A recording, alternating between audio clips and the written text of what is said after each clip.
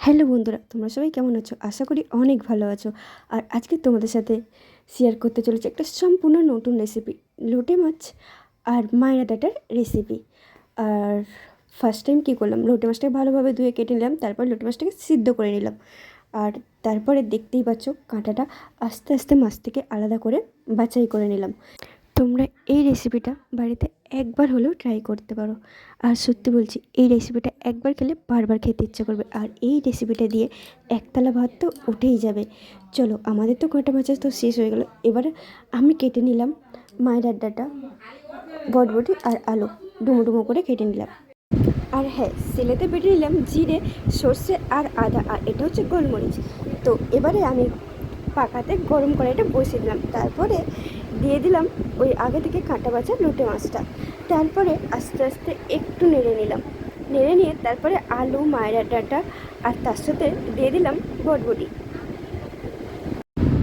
এইগুলো দিয়ে হালকা করে নেড়ে নিলাম।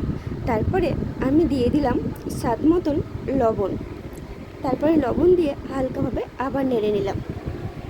আমরা আস্তে আস্তে নাড়তে নাড়তে তারপরে চিরিট করে কাঁচা লঙ্কাগুলি দিয়ে দিলাম।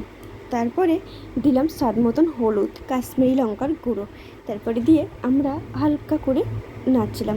নাড়তে নাড়তে দেখতে পাচ্ছ অনেকটা জুসি ভাবটা চলে গেছে। এবার দেখতে পাচ্ছ অনেকটা শুকনো শুকনো ভাব চলে এসেছে। এবারে কড়াই থেকে নামিয়ে একটা পাত্রের মধ্যে ঢেলে রাখলাম। তারপরে দিয়ে দিলাম কড়াইতে তেল, তারপরে দিলাম তেজপাতা, তারপরে দিয়ে দিলাম পাঁচফোড়ন। এবারে আস্তে আস্তে যতক্ষণ না লাল হয় ততক্ষণ আমরা নাড়তেই থাকবো। আর দেখতেই পাচ্ছ অনেকটা লাল লাল হয়ে গেছে। তারপরে আমরা হলুদ দিয়েছি, কারণ আদাটা দেওয়ার পরে যাতে না ছিটকে ছিটকে পড়ে, তো সেই জন্য আমরা হলুদটা দিয়ে দিলাম, যাতে আর কালারটাও যাতে খুব সুন্দর আসে, তো সেই জন্য হলুদটা দেওয়া। তারপরে তো দিয়ে দিলাম টমেটো।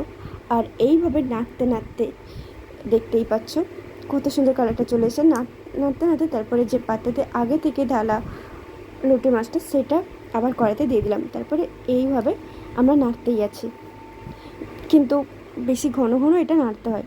যদি বেশি ঘন ঘন যদি না নাড়ি তাহলে মানে বসে যাওয়ার সম্ভাবনা থাকে বা পুড়ে যাওয়ার সম্ভাবনা থাকে, তো সেই জন্য। তারপরে আস্তে আস্তে আমরা দিয়ে দিলাম ধনে পাতা। আর ধনে পাতা দিয়ে দেখতেই পাচ্ছ কতটা জুসি চলে এসছে। আর সত্যি বলছি, এটা খেলে মুখে লেগে থাকবে, জাস্ট অসাধারণ। Please subscribe my channel.